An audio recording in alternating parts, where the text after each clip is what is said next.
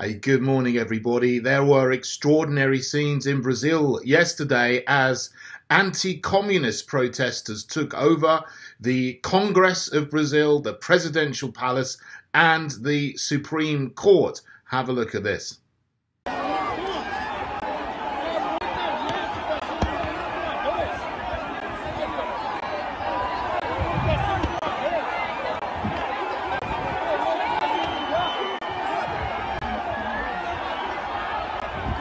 This comes after the presidential elections in Brazil on the 2nd of October 2022, and the incumbent Jair Bolsonaro narrowly lost the election according to the official results, which were based on electronic vote counting machines. So those vote counting machines across the country said that Lula, the former communist president, won that election with 51% of the votes, and Bolsonaro had 49% of the votes. That was what was reported in the mainstream media, as though it was the end of the story. However, for the last 3 months, there have been protests in Brazil, which have been supported by some elements of the Brazilian military. Now, that hasn't been reported in the mainstream media at all, and they've been going on and growing in number over the last 3 months. What happened on the 1st of January this year is that Lula, who the machines said won the election, was sworn in as the president.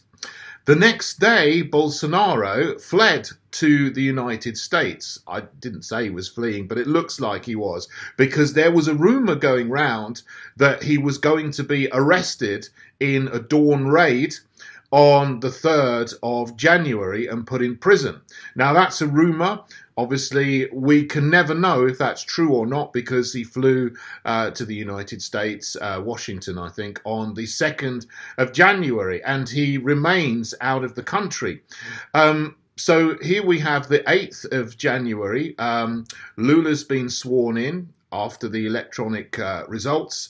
Bolsonaro's left the country, but anti-communist protesters who support Bolsonaro have stormed these government buildings here.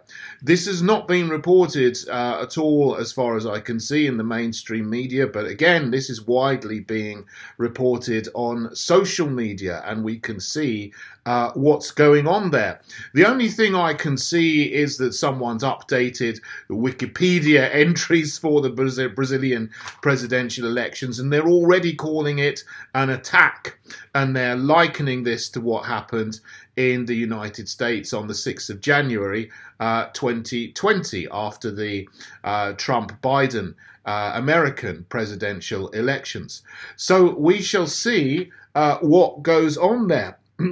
Lula, apparently, who's the president according to the electronic voting machines, has instated a state of emergency until the end of January. And Bolsonaro himself has distanced himself from these protests, saying that, you know, he still hasn't recognized the results, the electronic results that came through in October, but he's saying that he respects and upholds the law. I guess, you know, he would have to say that, because if he supports these protests, well, that probably would get him in severe trouble if he goes back to Brazil, and he could be easily found by a court run by Lula and his acolytes that saying, well, you supported this, what they would call an insurgency. So he's distanced himself from that outside the country. There are reports going on of similar things happening to what happened in the USA, that there were infiltrators who deliberately were smashing up some of the buildings inside, but the massive protesters tried to stop them, but weren't able to stop all of them.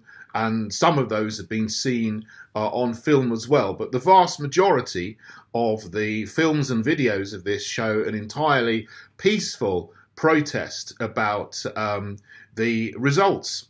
Now, of course, you're not allowed to question those results on mainstream video platforms.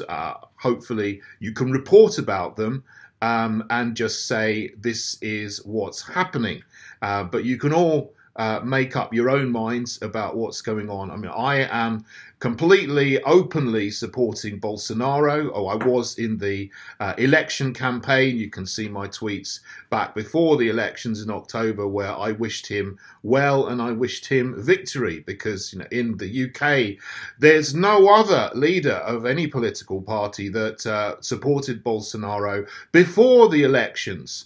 And now the mainstream parties have all congratulated Lula. I still think that Bolsonaro, if he'd got the electronic vote count, would have been far better for Brazil over the last 3 months. But there we have it. So make up your own minds about what's going on. But this is happening. And Brazil is a very, very important country, being the biggest and most populous country in Latin America, and also a member of the BRICS group of countries: Brazil, Russia, India, and China. These emerging, well, they used to be called emerging economies. I think they've emerged now, and they are coming together economically, given the actions of the current Western leaders with their actions and intents in the Ukraine conflict. But that's the matter for a whole other video. So keep watching Brazil Today, because what happens as the outcome of this will have ramifications one way or the other around the world for a long time to come.